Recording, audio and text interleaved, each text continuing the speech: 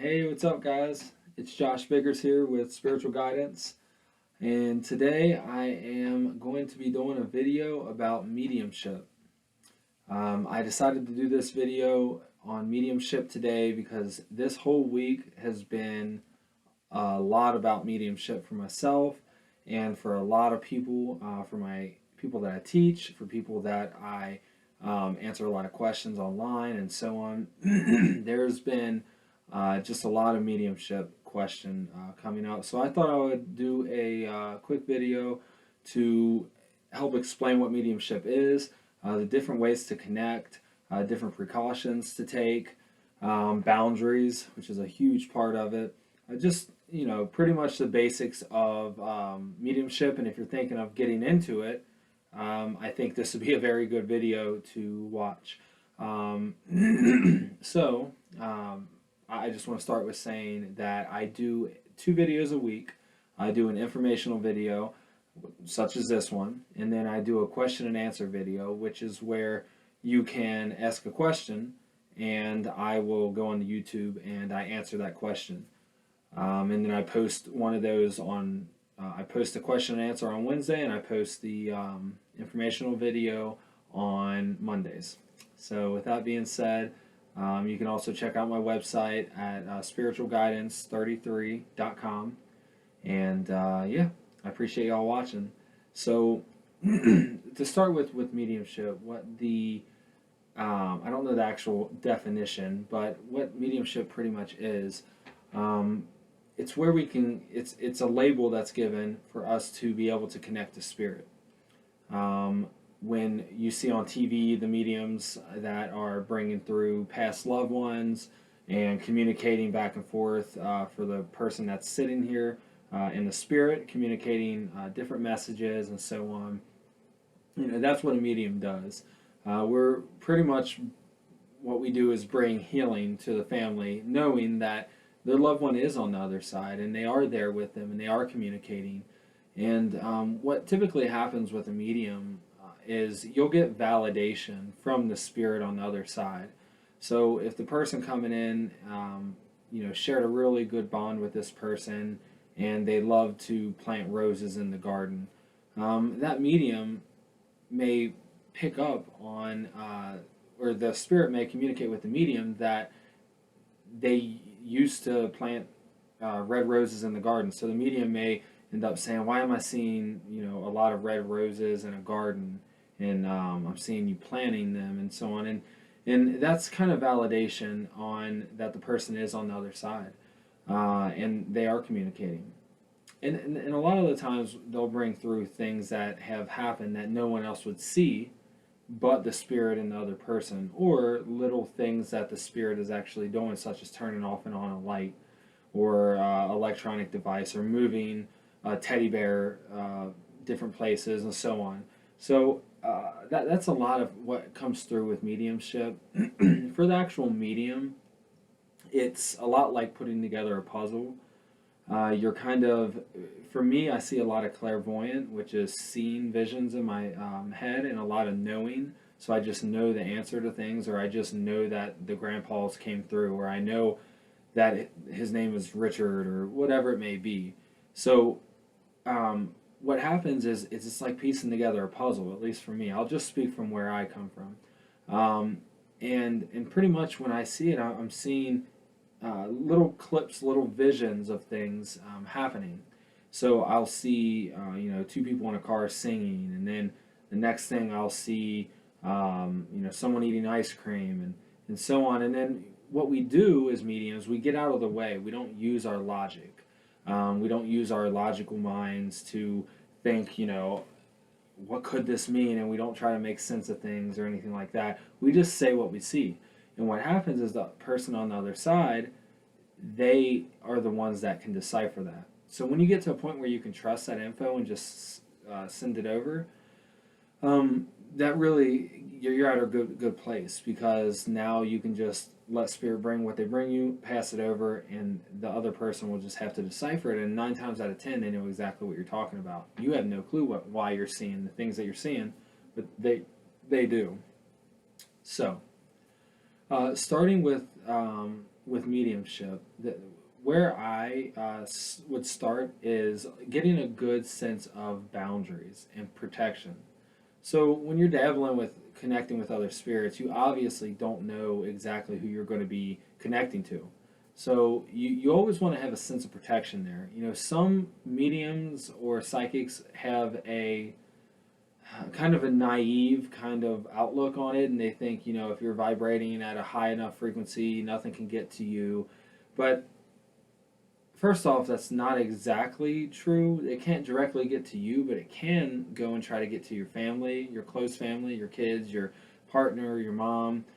They can also try to mess with things in your life and so on if it's a bad spirit or something like that. So you always want to do protection. Make sure you have your protection measures in place.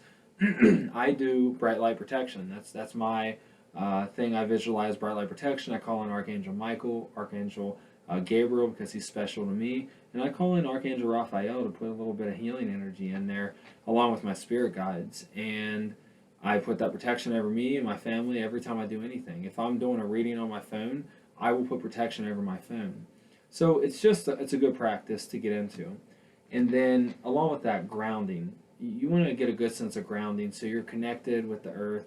You're all your energy's here. You're not getting your energy floating out to wherever you're communicating with the spirit and so on. And with that, I mentioned boundaries. Boundaries are probably the most important part of doing mediumship, psychic work, any kind of work at all in the spirit world.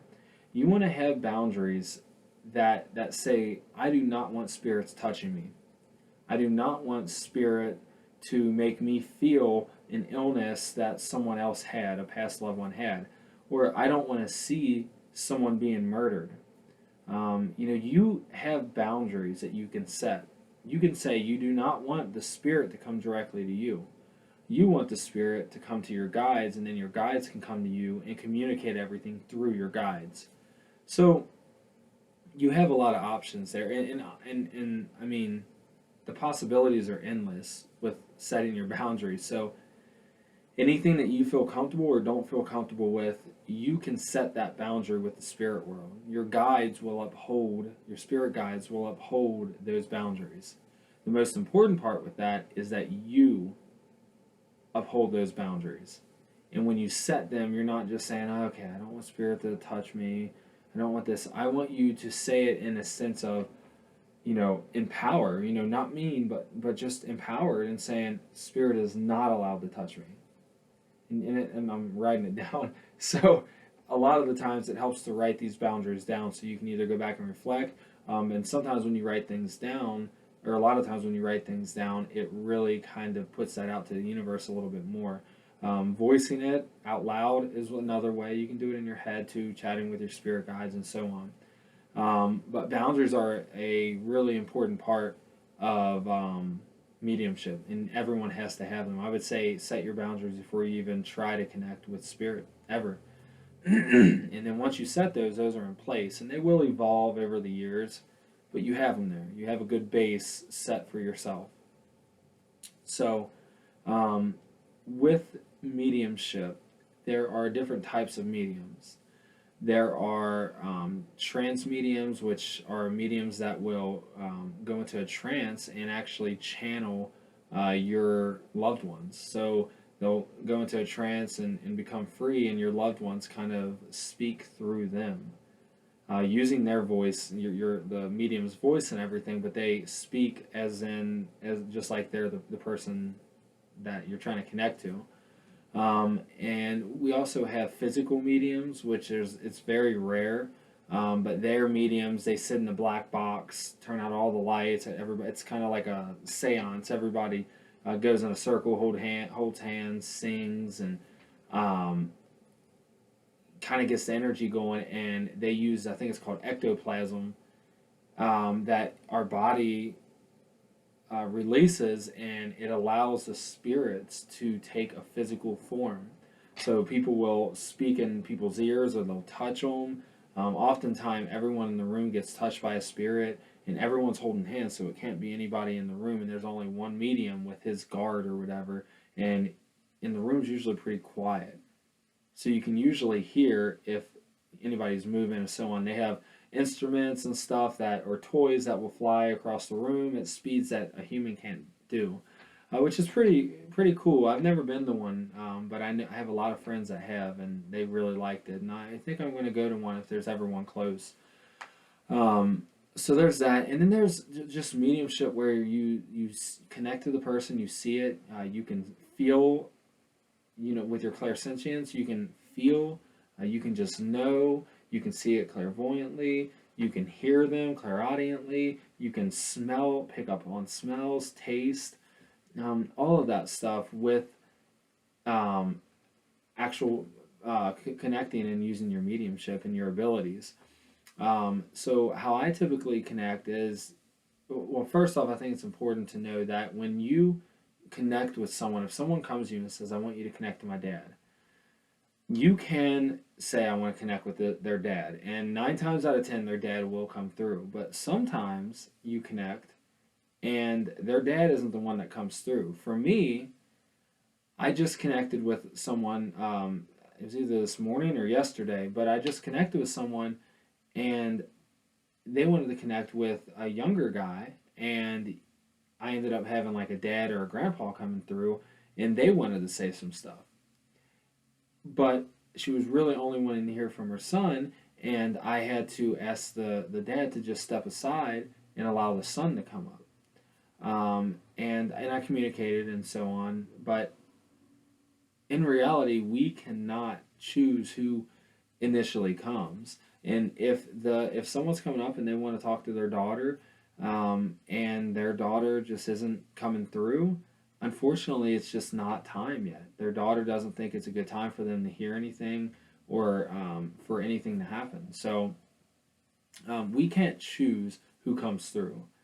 So what we do is when someone sits down with us, we say, okay, I want to ask for, or if there's anyone that would like to come down and relay a message to this person. And then what happens is for me, I will have someone appear in my third eye, in my mind. There'll be someone standing right there. Sometimes, and it's not rare at all, I mean, I would say it's about 50-50. Sometimes they will be like they're standing in the room. Now, I don't see them like they're an actual person right there. I see them almost in an imaginary state with my third eye. So I'm seeing their energy. I see them standing there, but then I see their person, or the real person, standing over here or sitting over here, and they look normal. They look almost imaginary, but it's not imaginary, obviously. Um, so sometimes you can connect like that as well, is what I'm getting at. So with that being said, once that spirit appears, you can start to communicate with them. That portal, that communication is open now. So you can ask them questions, and when you ask them, you just relax and allow them to bring through what they want. So a lot of the time, someone will show themselves, and I'll say, "Okay, I have this person here. It seems like a dad." And I might get a name, and I'll say a name, and they'll say, "Yeah, yeah." Or I might get a number. But what they do is they kind of show little glimpses of things. So he may pop up, and he's standing there, and then all of a sudden he goes away, and it's some other image, or he all of a sudden picks up a spoon and starts emptying out a bowl, or something of that nature, and you just relay those messages. That's pretty much all you can do, and it all ends up making sense. So to connect with spirit, it's if you are already experienced at communicating with your guides, it's pretty similar to communicating with your guides, but you will realize that it feels different and they come in different a lot of the times. And also, oftentimes, people say that we have gatekeeper guides, which are guides who regulate who comes in. So for me, whenever someone comes in, my guides are right here. They're right there standing next to me. And if I ask the spirit to stand one at a time in a line, I only want to see one spirit at a time. I don't want to see multiple spirits trying to get my attention, but sometimes spirits do try to come in at multiple times. And my spirit guides will step in and tell them, we need to organize. We need to get this in a single file line for me to be able to pick it up. And then sometimes you have a spirit that comes through and they are talking like this and they're going so fast and they're trying to get you so much information through, and I have to tell them, hold on, you need to slow down because I'm not understanding what you're saying. And their communication will slow down, and then you can start to understand. And then, just like on here on Earth, some spirits just aren't good at communicating with us. If they weren't a good communicator here, they're probably not going to be a good communicator on the other side. Sometimes the energy just isn't there to match, and I mean, there's just unlimited possibilities. But at the end of the day, you really just have to let go and let whoever comes through come through.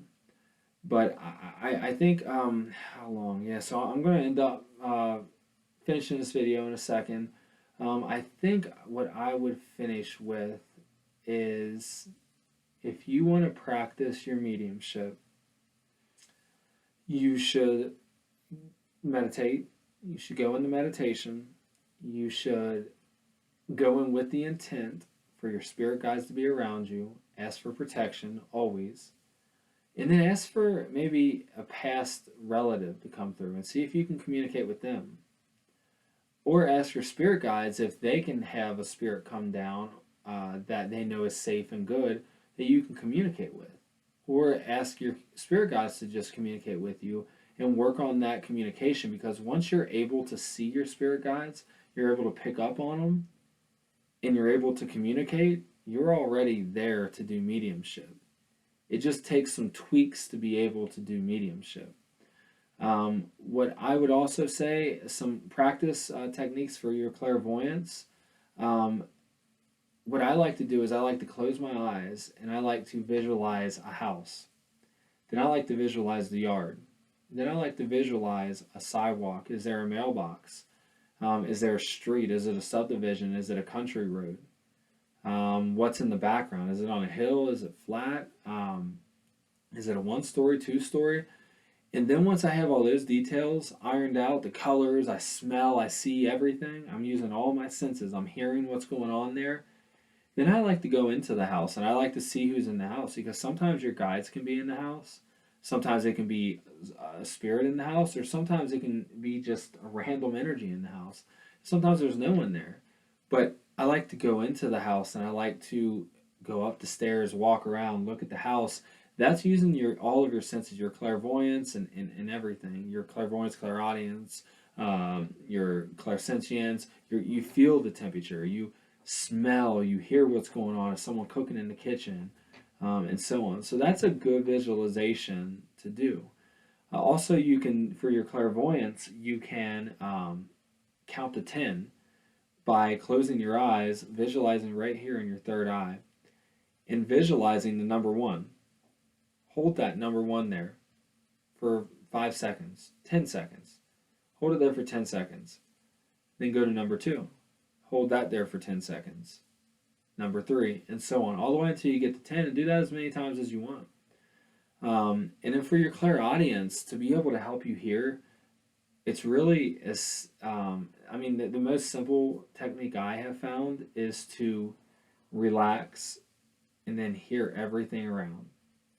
And then once I hear everything, I don't push out, I allow more sound to come in. I allow to be able to hear further and further and further. I allow to be able to hear the birds chirping. Then I start to be able to hear the birds flying around. Or then, I hear an airplane way off in the distance, whatever it is. And what will happen is that trains your ears to allow different frequencies in. And then your clairsentience feeling, I really like to sit in a room and I like to expand my energy and I like to just feel the energy within the room. And you do that by just closing your eyes and just feeling what energy feels like in the room. You can do it when you walk into different places, kind of feel the room and judge how it feels, and different people when you're around them, and so on. And I mean, really, everything else just comes. It really does. It's mediumship takes a lot of work and a lot of practice. It's more natural for certain people, and anybody that's watching this video is probably spiritually awakened and thinking about doing mediumship. And I highly suggest going and finding a mediumship circle where a mediumship circle is where everyone meets. It's usually anywhere between 4 to 10 people. It's usually not 10, but I have seen them that big. But there's usually a few people there, and they will share readings, or they'll say what spirit they're picking up on right now, and then the rest of the group will verify, oh, that's my uncle, or that's whatever, and then it helps them hone in on the energy. I would highly suggest doing that. Highly suggest doing a lot of research, working with your guides, and setting up those boundaries, and just really look into what um, mediumship is, and if it's something that you want to work on. I mean, you can work with clients and help them heal. You can use mediumship to go in and cleanse houses, but you need to research on how to cleanse houses and so on properly, and then more protection and so on. You can use it just for your own benefit to communicate with spirits. You can cross spirits over. I mean, the possibilities are endless, but it's a good practice to have, especially if you're feeling like you have mediumship stuff going on. For example, if you are in a room or walking down a hallway and you feel someone behind you, you want to get in a state where you're not running or you're not hurrying up and walking. You want to get in a state where you turn around and look and say, okay, who's there? Who's trying to get my attention? And that's the state of mind you want to be in. You don't want to be afraid, because there's really not a lot to be afraid of as long as you do your due diligence. Um, so with that, I'll just leave you with um, I highly recommend seeking out someone that's trained to help you with mediumship. Um, so find someone local, get a hold of me. Find someone that you feel drawn to that can help you, that you know is experienced. And with that being said, I'm going to end the video. I really, really appreciate every one of you watching. Um, Hit subscribe if you want to see future videos when they pop up. Give me a like just to let me know if you like it. That means a lot. It really does. It's good feedback for me, and gives me a drive to keep doing. Kind of like an energy exchange, honestly. Um, and yeah, I appreciate y'all being here, and I will be back on Wednesday with a question and answer video.